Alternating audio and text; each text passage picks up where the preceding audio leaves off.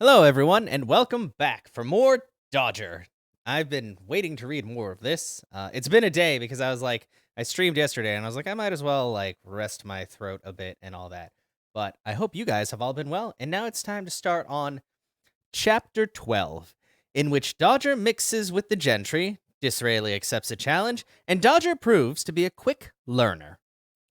Dodger started out of the cab as they rattled westward with the words, I'm going to go see Simplicity again, etching themselves on his heart, or so it felt, and suddenly he thought of Simplicity of being dead.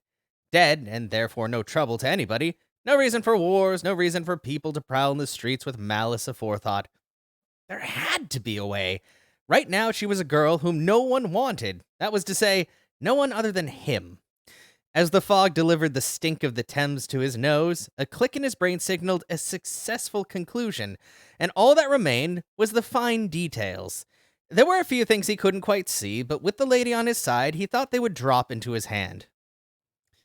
A remarkable woman is Miss Burdett Coates, Solomon was saying. She is an heiress and also a major philanthropist, which is somebody who gives their money away to the poor and needy, which I must make clear to you, young man, doesn't mean you neither being poor nor needy, just occasionally knee-deep in sewage. Solomon seemed very taken by his little joke, and it would have been like kicking Onan to do anything other than applaud, and so Dodger pulled his mind away from Simplicity and said, That was a good one. Why on earth does she want to give so much money away?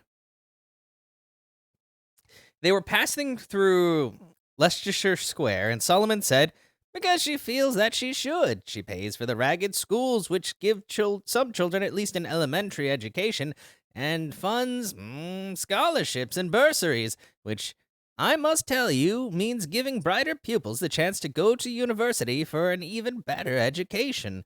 That's all they know about her down at the synagogue, apart from the fact that she keeps bees. And you need to be a very, sensible person to keep bees. Someone who thinks about things, plans ahead, and thinks about the future. A very thorough lady, in fact, who I assume does not wish to die rich, which I've always considered to be an admirable ambition. A very singular lady, and a power in her own right. He paused. I wonder who else there is likely to be at this little soiree, since she knows so many important people. In a sense, I rather suspect you might see tonight some more of the powerhouses of politics.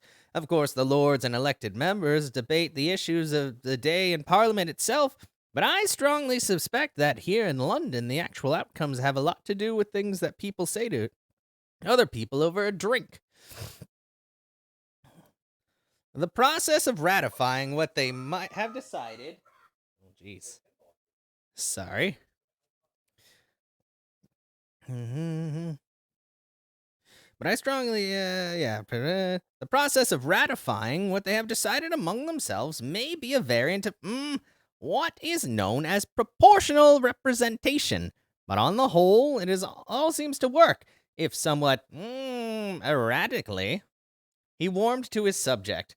What I really like about the English is that they don't have theories. No Englishman would ever have said, I think, therefore I am, although possibly he might have said, I think, therefore I am, I think.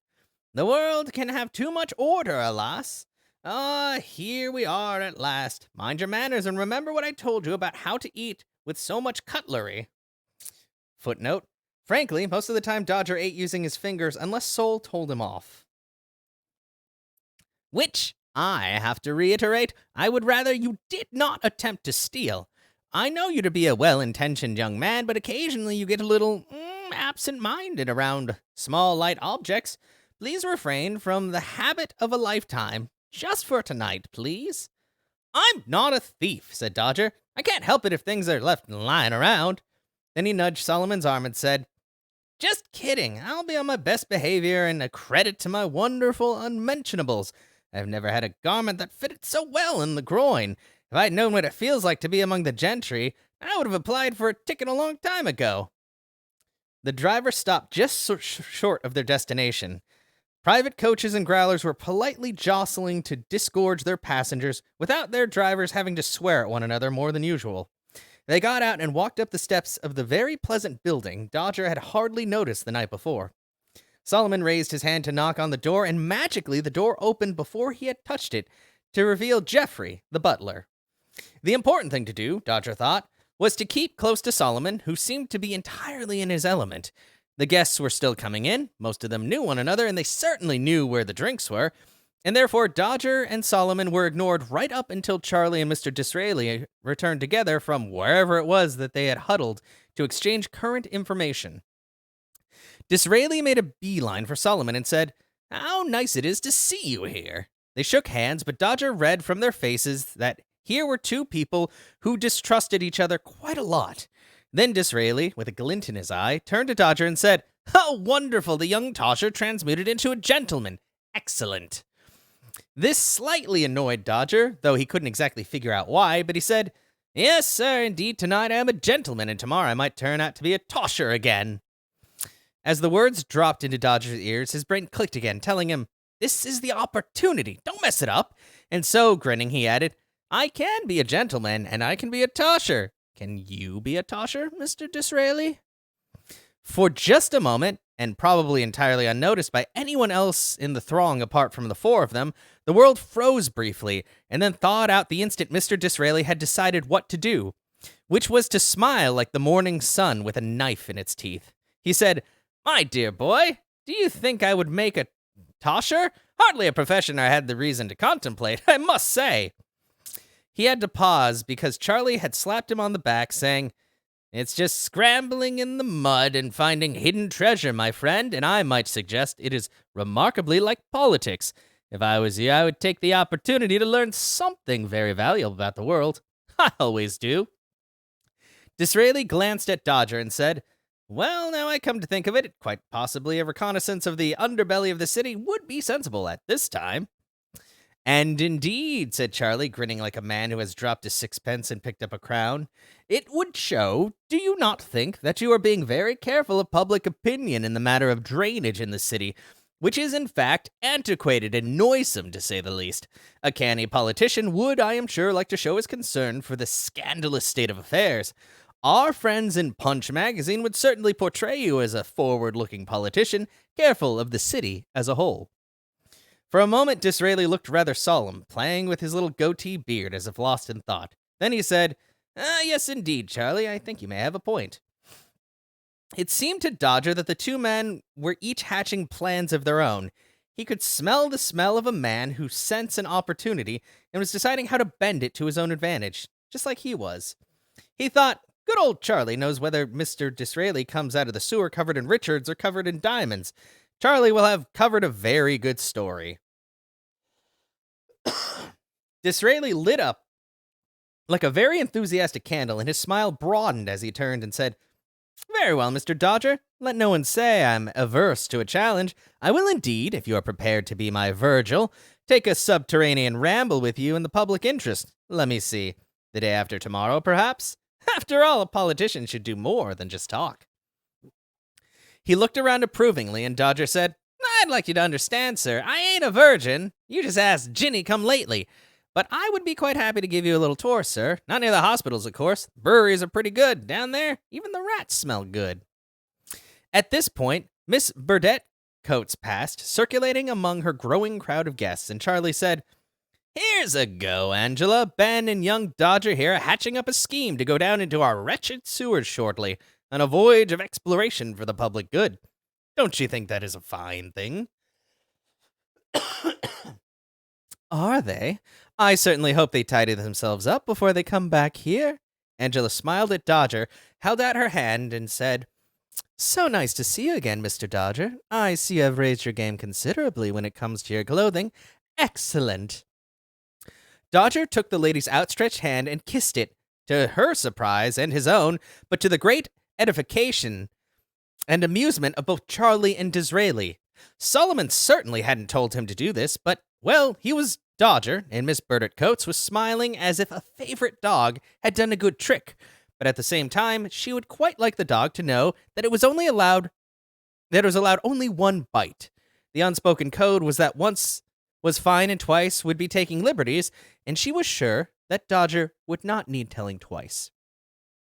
She looked at Solomon and said, "Ah, the most learned Mr. Cohen, I presume. I have heard so much about you. I believe the papal nuncio told me a wonderful story about your perspicacity. She turned back to Dodger and said, Mr. Dodger, I believe you might be interested to meet Miss Simplicity Parrish, a cousin of mine from the country. Almost immediately, Simplicity stepped out from behind Miss Coates, and for Dodger, every single person in the room disappeared, leaving only Simplicity. After a moment, Simplicity, clearly realizing that if she didn't say anything, Dodger was likely to be there with his mouth open for the rest of the evening, held out her hand and said, My word, so you are the famous Mr. Dodger. I am very happy to meet you. Angela, glancing at Dodger, said, When dinner's announced, I would be happy for you to take Miss Simplicity through to the dining area. You may sit beside me so that the properties are maintained. Having neatly put Simplicity and Dodger together, Miss Coates then cased the room, Dodger thought, like a burglar anxious to find every piece of silverware, scanning all the newcomers milling around. Do you see that gentleman over there by the fireplace? She said with a small gesture of her head. That is Sir George Cayley, who certainly has demonstrated to us why birds are able to fly, and I believe is determined to see that humans do the same. Although I suspect that William Henderson might beat him to it. I have been hearing much about his prototype steam-powered aerial carriage. If things look promising, I might consider funding further progress. It would be such a boon for mankind. Just imagine if you could fly to France in one day. That'd be like the railways, Dodger thought. If you had money, you find someone who is, you are sure, going to change the world, get more money back if it works. After all, money doesn't do much when it's just standing still. It's when it's moving around that it really works. He felt quite pleased with himself for coming up with this little observation. One of the guests had cracked a joke on the other side of the room, and there was a general laughter, and then in a low voice, Angela said to Dodger in Simplicity, Do you see that rather taciturn gentleman over there who looks as if he lost a guinea and found a farthing? That's Charles Babbage, and he has made a machine that can add up, and that's very interesting. I'm very fond of interesting people. Although in his case, he is not really very keen on other people at all, apart from having excellent taste when it comes to his lady friends. And I see that Mr. Cohen is already in conversation with Mr. Babbage and his friend Ada Lovelace, who is a most elegant lady and a credit to her father. I am sure they will have a lot to talk about. If ever there is a man who introduces himself, it is Mr. Cohen. Suddenly, she said happily, There's Sir Robert Peel. I'm so glad he could come. I had been told that he had been held up on a bit of business at Scotland Yard. She swept away into the chattering throng. Sir Robert Peel? The boss of the Crushers!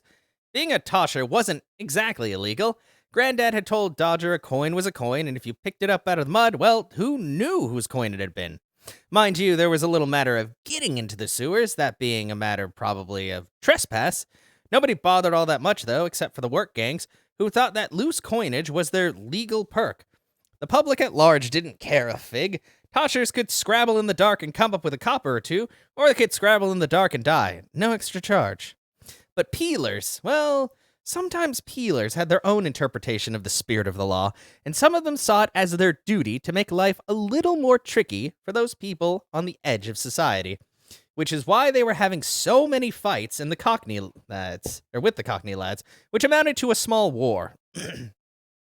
Toshers were small fry, but in the rookeries, well, peelers were the enemy. Dodger didn't know the word visceral, he just understood the situation. You would do yourself no good mixing with the peelers, and now, here he was in the same room as their boss, and as sure as sixpence Angela was going to introduce Dodger to him. He told himself that he had done nothing wrong. Well, maybe a few things hardly worth mentioning, and mostly a long time ago. But if you came from the rookeries, the peelers didn't listen for long. On the other hand, of course, he thought it was quite possible that Angela might object to people being arrested in her house. He didn't panic, because people on the Tosh who panicked would sooner or later knock themselves out and lose their bearings. But Simplicity was watching him with a slightly worried smile, and by sheer main force he calmed himself down as if nothing had happened, because in fact nothing had happened. And by degrees he was feeling better. All he had to do was not get excited and keep as far away as possible from Sir Robert. To his surprise, Simplicity stroked his hand and said, Are you all right, Dodger? I know you have had such a busy time, all because of me, and I am so very grateful. Charlie and Disraeli had drifted on to another current in the room where it appeared that nobody stood in one place for very long before seeing somebody else that they also wanted to talk to. So gossip and people oscillated through the air, and at the moment, himself and Simplicity in a little bubble. He managed to say, "Oh, don't worry about me, miss. How is life here?" "Angela is very kind," said Simplicity. "Really very kind, and how can I put this? Very understanding." Dodger said, "I asked you this once before, and now things is different, but there's no change to the question. What would you like to happen next? Do you want to stay here?" Her face went solemn. "Yes, Angela is very kind, but I know I am here because I am a problem, and I do not wish to be a problem. Sooner or later, problems get solved. I wonder how that might happen." Dodger looked around, but no one was paying them any attention, so he plucked up his courage and said, "Supposing as you could go somewhere where you could be anybody you wanted to be. Not no problem to nobody, because you see, I think I might have a plan. Quite a good plan, but I only got one part this evening, so I'm still working on it. It might be risky and it could mean a bit of play acting, but if I trust in the lady, I think it'll work. She's never let me down this far." Then he had to explain to her who the lady was. At last, Simplicity said, "I see. I think I see. But, dear Dodger, would I be right in believing that the success of this plan will end up with you and me together somewhere safe?" Dodger cleared his throat. Yes, that is the plan." She stared at him. There was always something delightfully solemn in the way Simplicity spoke, and she said softly, "I think that would be an excellent plan. Dodger, don't you?" Dodger said, You agree?" "Oh, yes, indeed. You are kind, very kind. I don't know about loving. We shall see. I have had what I believed was love, but it was an untrue thing, and I think is called a forgery, a bad coin, and not what I thought it was." She hesitated. "What I thought of as a shining sixpence proved to be a farthing, as you would say. But I have found that kindness lasts a lot longer than love, because my mother always said that kindness was love in disguise. And, Dodger, where you are, this world seems to fizz. You make everything seem possible." At a moment like this, for a boy like Dodger who would trip over his own mental feat, he said, "Oh, of course, we don't have to stay together if you don't want to."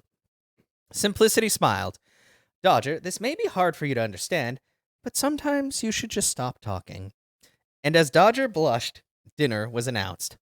Miss Burdett Coates led the party into dinner, accompanied by a tall man with a severe, flinty look on his face, and Dodger noticed in horror, dressed in exactly the same clothes as Dodger. A fact that made him unaccountably nervous. What was it that Izzy had said before giving him and Solomon such a good deal? "Dodger, I've got a really good deal on this splendid new suit and with wonderful and cherished unmentionables because some apprentice tailor got the sizes wrong the first time." Yes, his frock coat was exactly like Dodger's, and the man had opened the coat to reveal the wonderful blue silk shirt that was the spit and image, apart from a trifling matter of size, to the one which Dodger was wearing, and now, oh dear, because he had been looking at the man was now looking at him with the same sharp expression, causing hairs to rise on Dodger in places where he had never known he had hairs. But they had paid for the clothes, hadn't they, fair and square? He knew that Solomon had most definitely got a receipt, Solomon being the kind of person who was almost as anxious about getting the receipt as he was about getting the relevant merchandise himself. In this moment of slight panic, Dodger recognized, coming towards them, Henry Mayhew and his wife, and indeed Simplicity was running towards Jane Mayhew to give her a hug.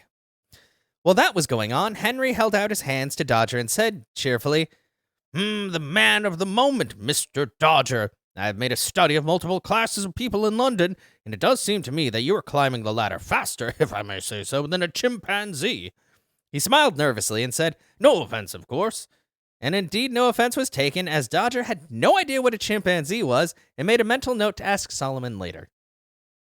So Dodger took Simplicity somewhat nervously on his arm and followed the Mayhews into the dining room, and he succeeded in parking her exactly where Angela had intended, according to the smile of approval. Then Angela turned to him and said, "Well now, Dodger, I wonder if you have met my very good friend, Sir Robert Peel.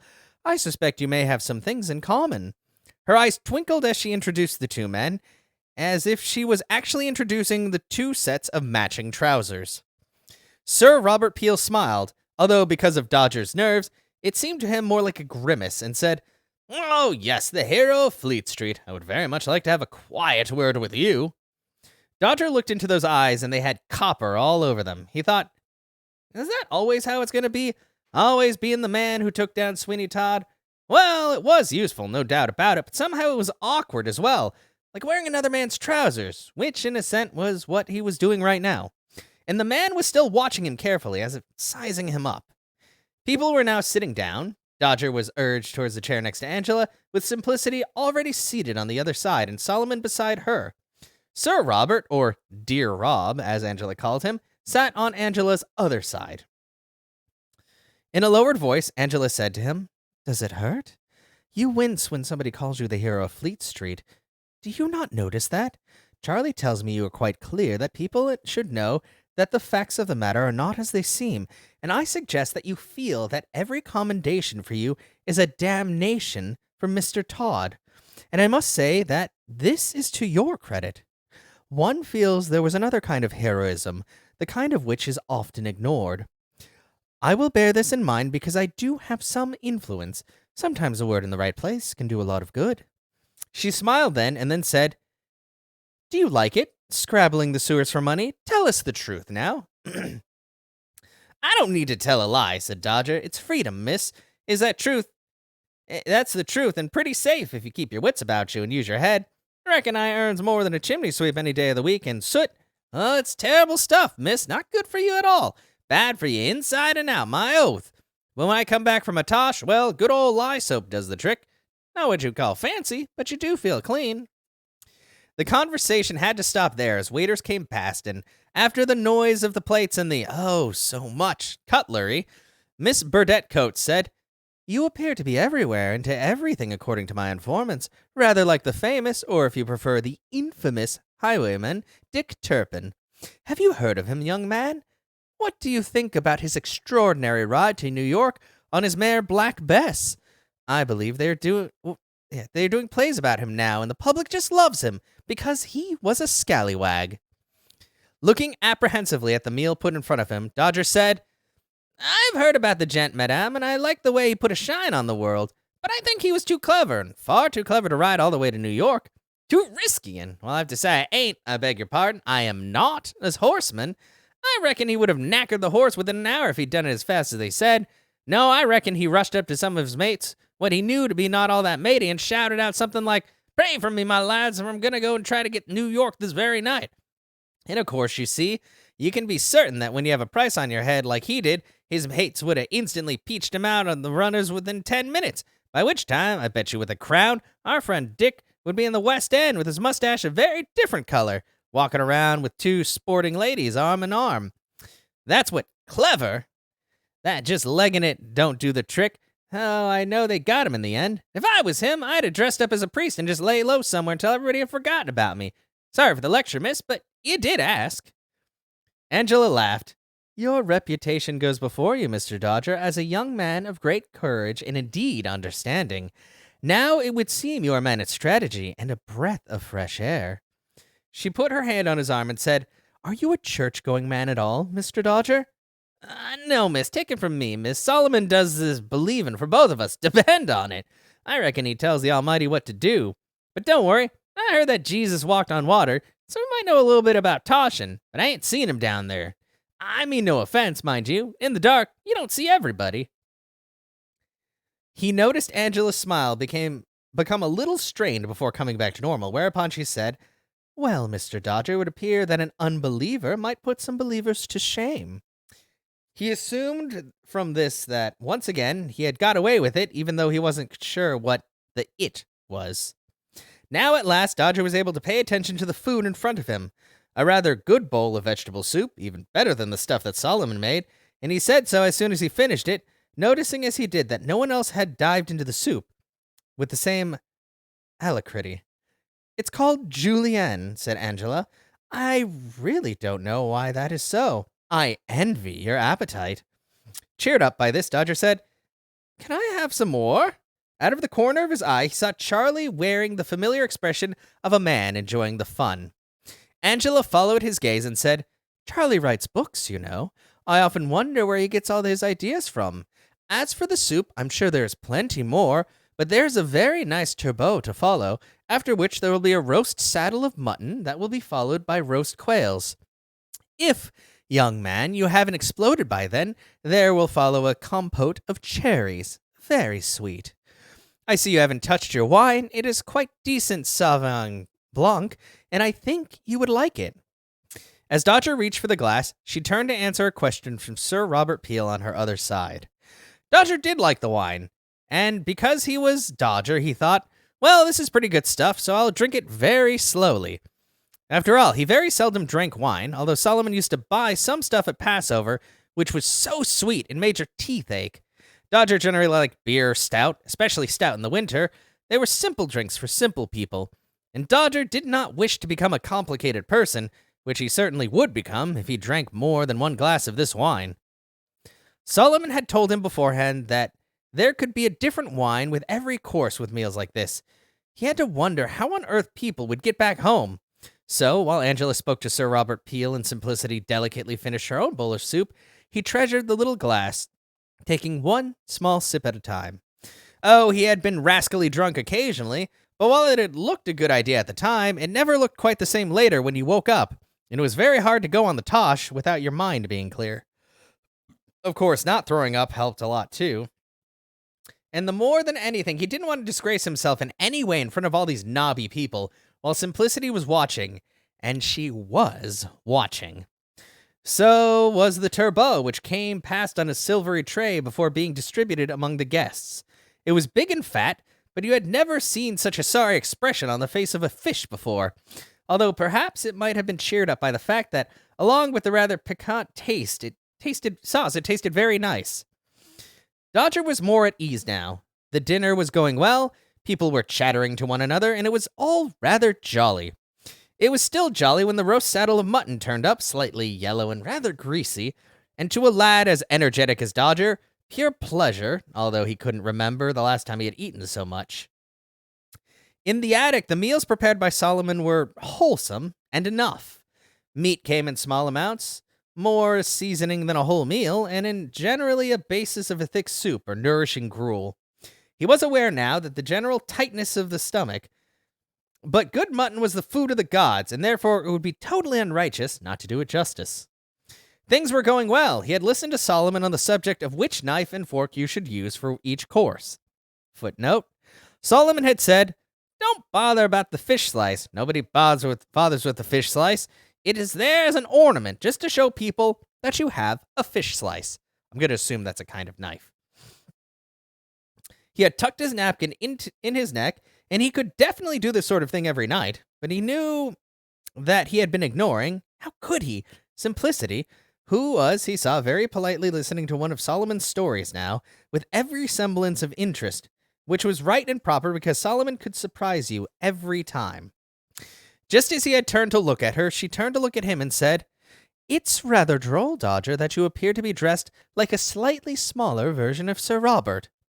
Here she lowered her voice to a whisper. "Much more handsome, and you don't scowl as much, but I must say you look like 2 peas in a pod." Dodger said, "He's a lot older and bigger than me," a remark which caused Simplicity to smile and say, "Sometimes I think English people don't always think about what they say. If you look inside any pods of peas, you will see that they are all sizes. The pea pod shapes them differently." He stared at her with his mouth open, because firstly, he realized he often shelled peas for Solomon, and had never really bothered what shape any of them were, and secondly, here was Simplicity telling him something new. Not for the first time, he thought, yes, Simplicity is not simple. She laughed softly. "You don't know anything about me, Dodger." "Well, I expect that someone will let me find out some more at some time, please." "I have very fat legs," she announced. The chances of getting very fat at all in the rookeries were small, but Dodger had never heard of any girl saying that her legs were too thin, and so he said, in the silence that followed her remark, "I don't want to be indelicate, miss, but that is a matter of opinion. Your opinion, obviously, but alas, I have as yet been unable to form one for myself." It wasn't quite an uproar, he thought, more like halfway uproar, but Dodger heard variations on the theme of, "I'd say," and quite a few examples of that hard to describe noise that people make when they're pretending to be shocked, but are really just rather amused and possibly also relieved. It was probably Charlie who said, "Excellent, worthy of the famous Beau Brummel himself." Solomon's face was absolutely blank, as if he hadn't heard, and Angela, God bless her, was chuckling. This was very useful, Dodger thought, because she was the hostess and an incredibly rich woman, and it was quite clear to everybody there she was perfectly happy about what was going on, thus defying anyone who thought otherwise. After all, who would want to disagree with one of the richest women in the world? Around them, there grew a sort of comfortable buzz as people finished their drinks, and in some cases, started them anew again. And at this point, Dodger realized that he would certainly needed the Jakes, and he had no idea where they would be, except, of course, they would be downstairs. In a world of unmentionables, real, erratic, and sometimes invisible, he was not going to ask the lady where he could go take a piss. Then he found himself looking into the eyes of Sir Robert Peel, who was grinning around Angela like a cat who has seen a mouse, and the boss of the Peelers said, "Ah, Mr. Dodger, I rather suspect from the way in which you are searching about that you're looking for a place of some easement. Allow me to escort you, because I myself am noticing the same urgency." Dodger was in no position to refuse. Sir Robert exchanged a nod with Angela and piloted Dodger out of the room and down some steps, ushering him eventually into something like a paradise made of mahogany and gleaming brass and copper. It sparkled. It was a palace. The Jakes and the rookeries were crowded, dark, and stank. You would be better off going outside. Many did. Which meant that walking along an alleyway at night was a very big adventure. Solomon, always fastidious about this sort of thing, had his own portable bucket with a little well-scrubbed wooden lid for those moments when a man just wanted to have a nice sit-down. One of Dodger's chores was to take the bucket to the nearest cesspit, but these were overflowing most of the time. Anyway, every night the honey wagons came around, which did a little something to improve matters when the workers shoveled up the stuff and away it went, along with the horse muck, too. But however often the honey wagons came along, and however hard the Dunnikin diver scoured the septic tanks, you were never very far from yesterday's dinner. But this place, well, this was amazing, and although he knew what the hole in the shiny mahogany was used for, it seemed like sacrilege to use it. And what was this? Sheets of paper all cut and ready for use, just like Solomon did with the Jewish Chronicle. And there were mirrors, too, and little soaps in large bowls, soft and smelling nice on the hands. Dodger couldn't help pocketing some, despite the company, because there were so many of them. He took a few moments to be stupefied, despite the pressure on his bladder and certain nervousness about being cooped up in the same room as the boss of the Peelers who, he noticed, was now sitting quite happily in a very expensive chair and lighting a cigar. Sir Robert Peel smiled to him and said, "Please don't stand on ceremony, Mr. Dodger. I am in no hurry, and of course, you must have realized, I am also between you and the doorway." This information, just as he was addressing himself to the ornate and gleaming pan in front of him, dropped Dodger into a state where the business in hand was turning out to be impossible. He glanced over his shoulder. Sir Robert wasn't even looking at him, but was simply enjoying his cigar, like a man with all the time in the world. But since nothing actually bad was happening now, Dodger got a grip on his fears, and had to admire the perfect workings of this wondrous new contraption. When he had finished, the voice of Sir Robert, still in his chair, said laconically, "Now, you pull the porcelain knob on the chain to your left." Dodger had been wondering what that was for. It was surely waiting to be pulled, wasn't it? But why? To let people know you had finished? Did it ring a bell so that people didn't come and disturb you? Oh well. He gave the nice little ceramic knob at the end of the chain a casual but hopeful pull, and then backed away from the bowl, just in case this was really the wrong thing to have done, and despite everything, he was going to get into trouble. Except the water gurgled around the pan, leaving the place spotless. Now that was a thing worth having. He swung around and said, "Yes, sir, I know what to do, and I know you're having a little game, sir. I'm wondering what you want from me." Sir Robert Peel looked at the tip of his cigar as if he had not seen it before and said very casually, "I would very much like to know how you did that murder in the sewers this afternoon." Inside Dodger, the Turbo and all his little friends rushed to escape in the sinking Dodger, and for a moment he thought he would make a terrible mess on that shiny floor until he reminded himself, I never murdered anyone. Didn't want to. Didn't have time. So he said, what murder would that be? Quelling the turbot and telling it to mind its manners. I never murdered nobody. Never. The head of the policemen of all the policemen in London said cheerfully, well, now, it's funny that you should say that because I believe you, but it's sad to say we have a dead body in the morgue and that two men who say you put the poor fellow in there. And the funny thing is, and you might laugh at this, I do not believe them. There is a corpse, certainly, reported to us by a gentleman known around as Manky Smith, probably known to you as well. Manky Smith? He's a boozer, walks around all the time in wet pants. He would peach anybody for a pint of porter. I bet the other one was Crouchin' Angus, the old sweat with the 1.5 legs. The man had said he didn't think that Dodger had murdered anybody, and that was a good thing, wasn't it? A very good thing, but nevertheless, the chief peeler had that look about him you learned to recognize after you had a few run-ins with authority. It said that authority wanted you to know that authority always had the upper hand, and that you had just better mind your manners for the moment, because you were the enemy of authority unless authority told you that you weren't. Mr. Peel was watching him with a slight smile in his face. You must never ignore the smile on the face of a peeler, and Dodger thought, this one is the king of the peelers, the big Peel himself, so even a dodger knows when not to dodge. He said, watching that smile, you say that you don't think I murdered anybody, but there are two people saying I done it, right? Who's the body that was murdered, and why ain't you taking their word against mine?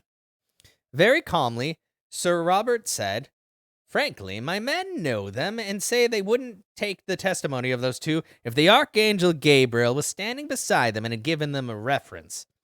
He smiled the smile of a policeman, which was only slightly better than the smile of a tiger, and said, and I'm not taking your word as anything, Mr. Dodger, but I am inclined to take the word of Solomon Cohen, who is very well thought of in the Jewish community. While I engaged him in conversation earlier this evening, and quite clearly he knew nothing of this accusation, nor did I say anything of it to him, he was kind enough to mention that you spent almost the whole day in his company, a fact that can be verified by a number of reputable merchants, including my own tailors, which I can see with my own eyes. But I ask myself, if this murder took place only a few hours ago, why did this allegation reach me instantly, do you think? Before Dodger could say anything, Sir Robert continued, I think you have made enemies because, as Ben tells me, you appear to be compounding your heroic deeds by keeping a certain young woman safe while she is in our country. I salute you for that, but this situation cannot go on forever. There are indications that others involved in this affair are growing increasingly impatient. He drew on his cigar and lazily blew out a cloud of blue smoke. It drifted and curled around Dodger's head like an aromatic fog. There clearly has been a murder, the head of the peelers stated, and indeed I must make certain that somebody is brought to justice, despite the fact that the corpse concerned was a gentleman who was known as a man who got things done, for a fee, with no questions asked and certainly no questions answered. He was a lawyer until the other lawyers found him out, and then he became what we call an accommodator, and a particularly good one at that because he knew all the lawyers' tricks. He was very good at introducing people who needed crimes committed to people who wanted to be paid for committing crimes, and, of course, he would skim something off the top for his expenses without ever getting his hands dirty. Now he turns up quite professionally dead, meaning neat and clean, not involving any third party. A very neat job, and a very silent corpse. They might as well have done the washing up and fed the cat before they left. His name was Sharp Bob. Sharp Bob was dead, so someone had got to him, Dodger thought. But now he had other questions. What had this Sharp Bob known? Had he been working on his own just to make some specie? Or under the orders of someone else? For that government Mr. Disraeli had spoken of. All the policemen know about you, Mr. Dodger, Sir Robert was saying, and the old Bow Street boys did as well. Always suspected, never impeached, never had to stand in front of the beak. One old lad I know said some people believed you were protected by the Lady of the Sewers, and I believe that you may now need all the protection you can get. We are not the Bow Street runners, Mr. Dodger. We are clever men. Your friend Charlie Dickens is in fact quite fascinated by our procedures. Sir Robert sighed and went on. Indeed, I sometimes suspect he would love to be a peeler if I let him. You'd make a good copper if you didn't scribble, scribble, scribble all the time, I am sure.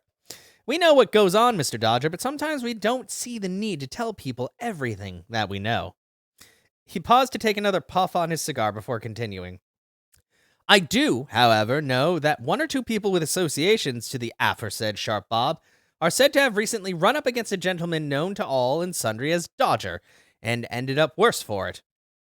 One employee, shall we say, appears to have an unfortunate and terminal accident only yesterday morning. The kind involving his being run over by a coach and four in a busy street not too far from your neighborhood. Run over twice, it would appear, with no witnesses, in fact. Dodger's mind was racing. Someone else had got to the other cove who had bitten Simplicity then. Someone who hadn't held back from killing. Now it began to seem that everyone connected to this affair was ending up dead. We are rather wondering, Sir Robert mused, if there might be another player here now.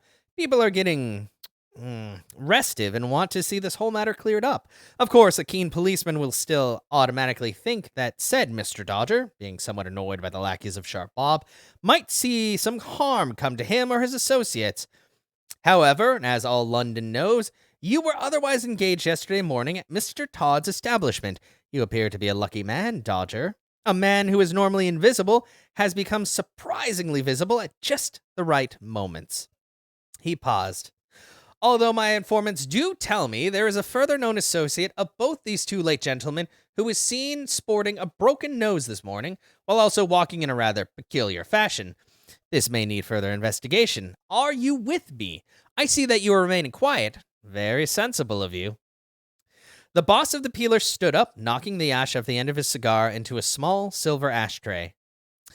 Mr. Dodger, I am the head of the police force, which makes me a policeman, but I am also a politician.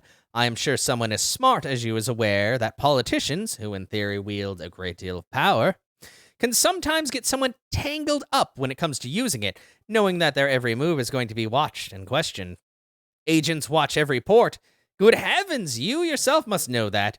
There isn't a mudlark or urchin on every quay who wouldn't keep an eye open for anyone for a cost.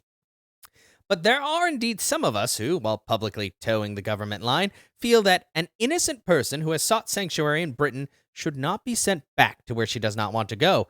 Good Lord, man, we are British. We do not bow to the demands of anyone. There surely must be a way to resolve this situation without risking a war. Dodger's mouth fell open. War? Over Simplicity? Mr. Dodger, the head of the peelers continued, you and Miss Simplicity appear to be a reason why people are being killed, and why more people might be unless we can resolve this, and very soon, since you must by now also realize that this affair has ramifications beyond Miss Simplicity and yourself. Now I know that you are very keen to see that the young lady in question comes to no harm, and as your friend Charlie has said, when the kings and queens and knights and rooks find it difficult to move, the pawn may win the game. Like Charlie, I therefore believe that somebody not so readily associated with the government could indeed be the very man to help us find a solution.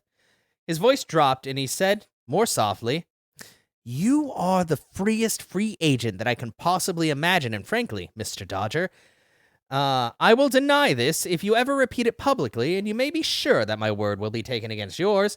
One of the reasons I'm talking to you now is to tell you that whatever you may be planning, you must not break the law. Since I have just now stepped out of this room, and any voice you may be hearing cannot possibly be mine, I must however point out to you that there are times when the law may be somewhat flexible. He moved closer to the door and said, And now, without another word, we will both stroll back to the others as if we have just been discussing the very latest in modern sanitation, and I will find you again when I need to. We will, he paused, be watching you with interest. The head of the peelers looked at Dodger's panicked expression and smiled again. Don't worry unduly. In the meantime, we have a homicide. That just means a dead body, really. Who knows? He might have been meeting a client in a rather insalubrious surroundings and banged his head on something, or some people got the wrong idea. And, Mr. Dodger, this conversation and everything to do with it has never existed. Do you understand? At last, Dodger found his tongue, and he simply said, Understand what, sir? You are a quick learner, Mr. Dodger. Incidentally, you appear to have no other name than Dodger. Mr. Dodger. I know that you were brought up in an orphanage, but surely they gave you a name. More than a name, Dodger thought. I bet you already know it, Mr. Peel. Then he said, Yes, they did. They call me Pipstick. You happy now? 'Cause I'm not. How's that about that for a name? Think of all the fun people can have with that in a small boy. And that they did, Mr. Peel. They certainly did.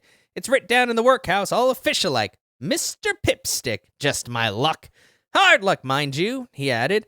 Now that I come to think of it, Mr. Pipstick had to know how to fight, and to dodge, and to kick and to bite, and run. Oh, how he could run and climb and twist. He hesitated and added, Not that I'm saying that it was a good name to have. Oh, dear me, no.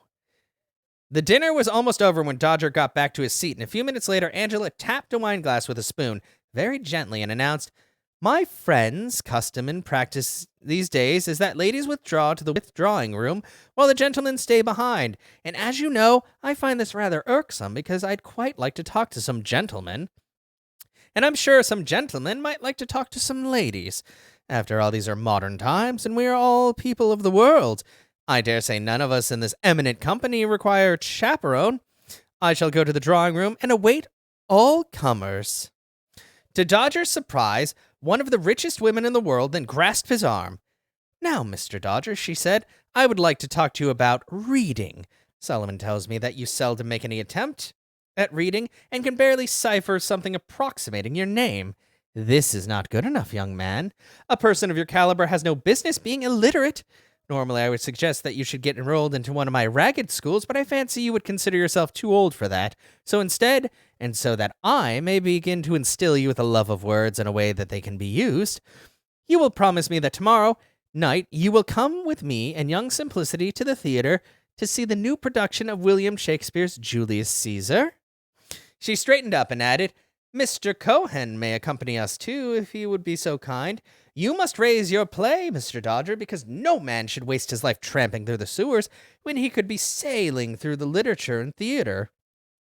Raise your play, Mr. Dodger, raise your play. You already have the gingerbread. Time to get the gilt. She paused and looked at Dodger's expression.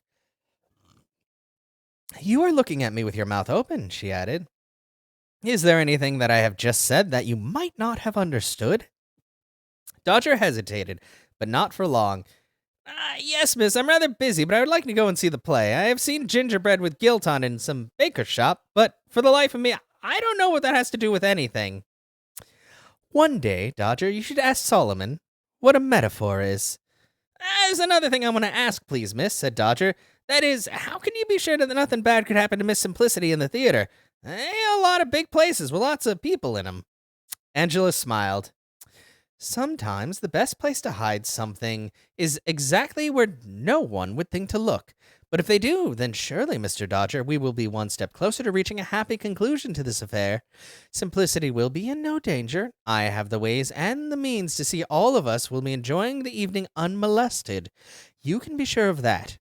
My footmen have, you might say, hidden talents. But we may gain more than an evening's entertainment from the excursion. She very carefully steered him into yet another very small, well-appointed room, in which comfy chairs were in abundance, and so, on the whole, was everything else. Up in the attic, Solomon had nothing that was not practical. The man had his work table and a very narrow bed, and behind his curtain, Dodger had a bedroll and a number of blankets, and if it was a cold winter, sometimes Onan as well. The smell could get bad, but Onan was polite enough not to acknowledge it. But this room was full of, well, things. Things that, as far as Dodger could see, were just there to be seen, or perhaps things that were designed to have other things put on top of them, or inside of them. It also had enormous displays of flowers in great big vases, and the place looked like the Covent Gardens. He had wondered why people needed all these things, when he himself could carry everything he owned in quite a small bag, not counting the bedroll. It seemed to be something that happened when you were more rich, like in the Mayhew's house, but with more knobs on. But he pushed that aside in his mind and made way for his plan. It was a good plan, a shiny one, and it had come together finally because Mr. Disraeli had tried to make fun of him. All evening long, he had been piecing it together, trying to figure out which parts were likely to be straightforward, such as the breeches, and which parts there where you would just have to trust your luck, and the lady, of course. Tomorrow was going to be a very busy day. He was looking around for Solomon when somebody else tapped him on the shoulder and said very politely, "I'm very sorry to intervene, but I hear that you habitually frequent the sewerage system." The unwanted inquirer was a young man some 10 years older than himself, with the beginnings of a very curly mustache in the current fashion, and the way the question was asked made Dodger suspect that the man might be something of an enthusiast when it came to drains. He was a gentleman who wanted to talk about drains, and he, that is to say, Dodger, had to be polite, and so there was nothing for it but to smile nicely and say, "I'm no expert, sir, but since you ask, I am a tosher, and I reckon I've been down every drain anybody can get down within a square mile, and then some. And you, sir, are?" He smiled as to not give offense. "Oh dear, how remiss of me! Bazalgette, Joseph Bazalgette, and here's my card, sir. May I say that if you're thinking of a journey into the sewers, I'd be most pleased if I could come with you. Indeed, I would be honored." Dodger turned the car over and his fingers gave in and said, "I was planning on an expedition with Mr. Disraeli and Mr. Dickens. The day after tomorrow, I believe. Perhaps one more?" After all, he thought, it could fit very well in his plans, especially if one of the aforesaid gentlemen should change his mind, or find himself otherwise engaged, as he believed it was described. Mr. Bazalgette was beaming with delight. Yes, he was an enthusiast for sure. A man who liked numbers and wheels and machinery and quite possibly sewers. Mr. Bazalgette, Dodger thought, might just be a gift from the lady. "You must surely know," Bazalgette burbled, as if reading his mind, "although perhaps you don't, that the first people to understand the work of building these sewers were the Romans. Indeed, they believed in a goddess of the sewers, who I believe is commonly known as the Lady, and gave her a name, Cloacina. You may be interested to learn that not so long ago a gentleman here in England called Matthews wrote a poem to her, following the example of the Romans, imploring her to help him with, how can I put it? A way to make smoother his bodily functions, which the poem suggests were something of a morning trial for him." From what Dodger had heard, the Romans were sharp coves that built other things besides sewers, like roads. But now, without any warning, it turned out that they had also worshipped the lady.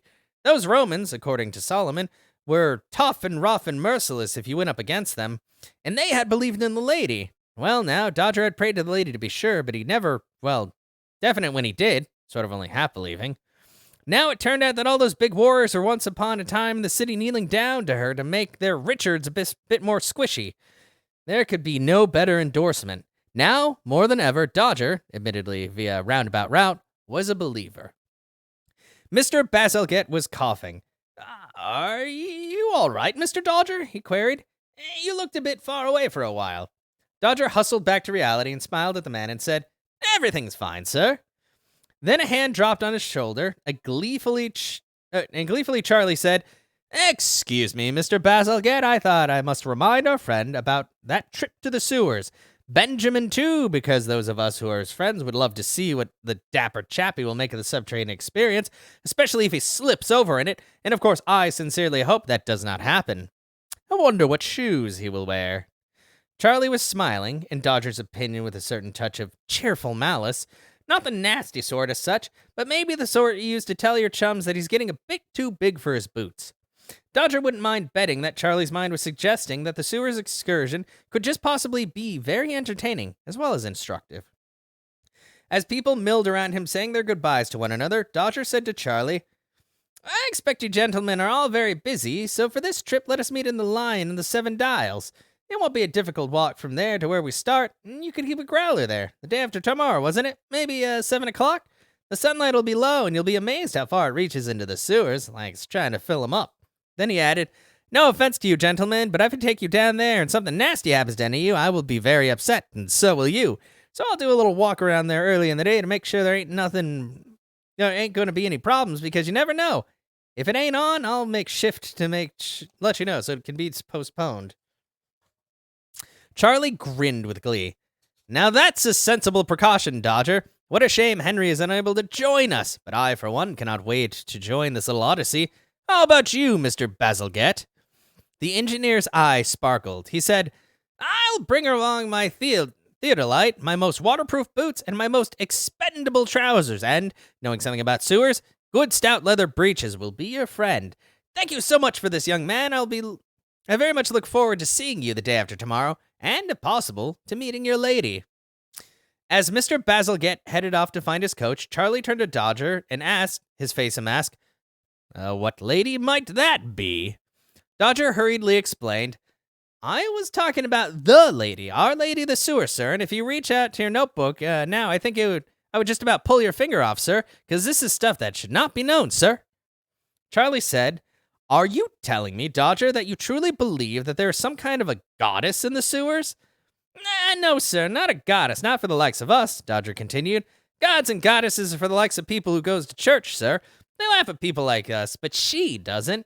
There is no salvation, sir, not with her, because there's nothing to be saved from, sir. But, like I say, if you get on well with her, then one day she might show you something of a great worth. Everybody has got to believe in something, that's all it takes. That's why, because of this, I decided to rescue Simplicity, you see? I mean, how could I have heard all the screaming and noise above the storm? But I heard it right enough.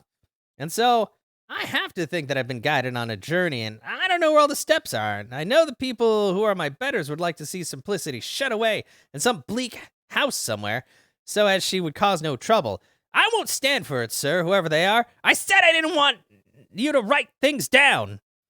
This came out fast, and Charlie's pencil fell away from his notebook, and flustered, he said, My apologies, Mr. Dodger. My attempt at jotting a thought down had nothing to do with Simplicity, I can assure you that. Dodger jumped as Angela appeared at their side and said, Changing times, Mr. Dodger.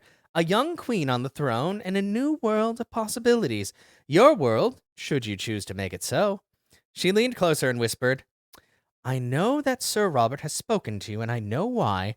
There are wheels within wheels. Make certain now that you're not crushed between them. I admire men of resource who are prepared to make some difference in the world, and on occasion, as you know, I like to help them up. And Mr. Dodger, like you, I cannot abide bullies. I do not like men who trample on others. She paused and handed him a slip of paper. Something my dear friend Sir Robert said to me makes me feel that you could find this place very interesting. Dodger glanced at the piece of paper, feeling embarrassed. Excuse me, miss, he said. Is this the way to one of your ragged schools? He saw her eyebrows narrow until she looked quite fierce. Not exactly, Mr. Dodger. It is where I think you might like to teach someone a lesson, but do please feel free to call on me at need. And now Solomon loomed like a revelation, a pink one, and slightly fatter than Dodger remembered.